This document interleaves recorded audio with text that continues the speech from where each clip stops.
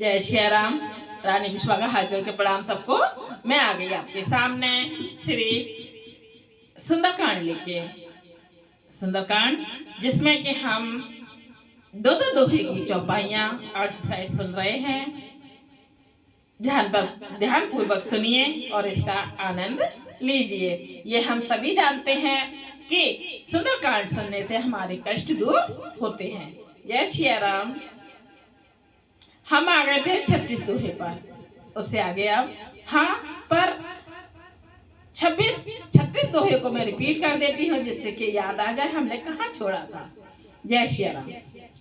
राम बान अहि गन सरस निकरने साचर भेको, जब लगे गिरसत न तभी लग जतन करहु तजते। श्री राम जी के बाण सर्पों के समूह के समान हैं और राक्षसों के समूह मेढक के समान। जब तक वे इन्हें ग्रस नहीं लेते, निगल नहीं जाते, तब तक हट छोड़कर उपाय कर लीजिए। जय श्री राम। अब चौथा शिरबनी सुनी सठता करे वाणी, बेहसा जगत विदित अभिमानी, सबे सुभावना रे खरी साचा, मंगल महु बह मने अति काचा। आनंद आता है बहुत सुंदरकांड सुनने में, अर्थ सहित हुआ। मूर्ख और जगत प्रसिद्ध अभिमानी रावण कानों से उसकी वाणी सुनकर खूब हंसा और बोला, स्त्रियों का स्वभाव सचमुच ही बहुत डरपोक होता है, मंगल में भी भय करती हो। तुम्हारा मन हृदय बहुत ही कच्चा कमजोर है। जो आभई मर कटे कटे काई, झियई बिचारे निश्चर खाई, कपहि लोक पे जाकी त्रासा, दास नार सबीत बड़े हासा। यदि बानरों की सेना आवेगी तो बेचारे राक्षस उसे खाकर अपना जीवन निर्वाह करेंगे। लोकपाल भी जिसके डर से कांपते हैं, उसकी स्त्री डरती हो, यह बड़ी हंसी की बात है। असे कहे बेहसताए ओरे लाई, चले उसवा ममता अधिकाई, मंदोदरी हृदय करी चिंता, भयउ कंत पर विधि विपरीता।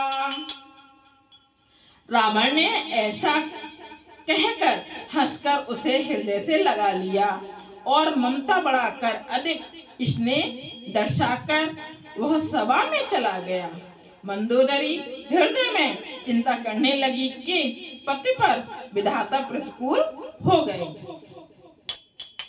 बैठे सभा खबरी अति असी पाई, सिंधु पार से ना सभी आई, बूझे से सचे भी उचित मत कहूँ, से सब हंसे मस्त कर रहूं।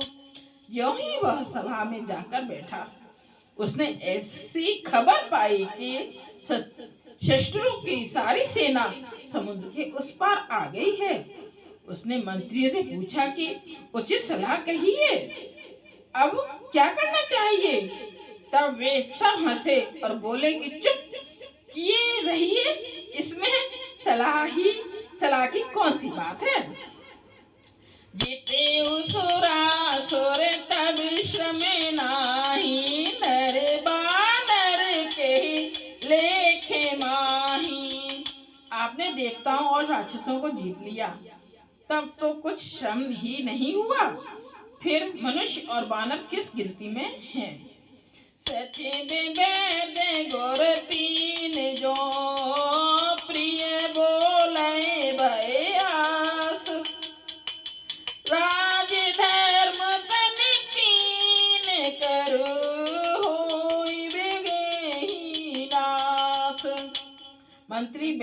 गुरु ये तीन यदि अप्रसन्नता के भय या लाभ की आशा से हित की बात ना कहकर प्रिय बोलते हैं, ठकुर सुहाती कहने लगते हैं, तो क्रमशः राज, शरीर और धर्म इन तीन का शीघ्र ही नाश हो जाता है। सोई रावण कहूँ बनी सहाई, अस्तुत करई सुनाई सुनाई।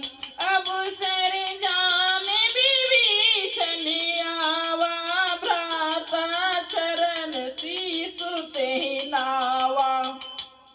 रावण के लिए भी वही सहायता संयोग आ बनी है। मंत्री उसे सुना सुना कर मुंह पर स्तुति करते हैं। इसी समय अवसर जानकर विभीषण जी आए। उन्होंने बड़े भाई के चरणों में सिर नवाया। पुण्य सिर नाई बैठे निज आसन, बोला बचन पाई अनुशासन। जो कृपाल पूछे मोहि बात, मत अनुरूप कहूँ हित ताता।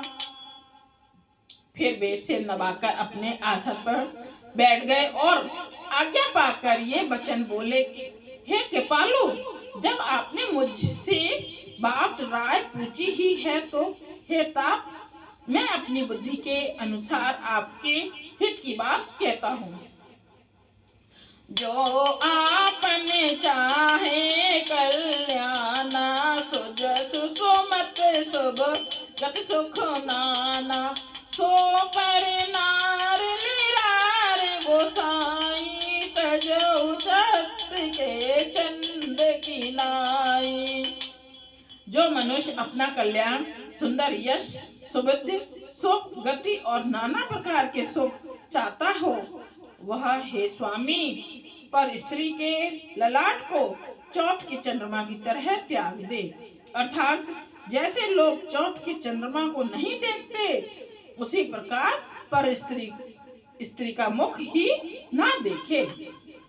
14 भुवन एक पति होई, भूत द्रोह तिष्ठई नहीं सोई। गुण सागर नागर नर जो,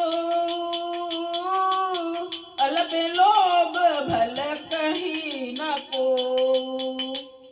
14 भुवनों का एक ही स्वामी हो, वह भी जीवों से बैर करके ठहर नहीं सकता, नष्ट हो जाता है। जो मनुष्य गुणों का समुद्र और चतुर हो, उसे चाहे थोड़ा भी लोभ क्यों ना हो तो भी कोई भला नहीं कहता। काम क्रोध मद लोभ सब, नाथ न रखे के पंथ। सबे परिहर रघुबीर ही, भजो भजै जय संत। हे नाथ, काम, क्रोध, मद और लोभ ये सब नरक के रास्ते हैं। इन सब को छोड़कर श्री रामचंद्र जी को भजिए, जिन्हें संत सत्पुरुष भजते हैं। जय सिया राम।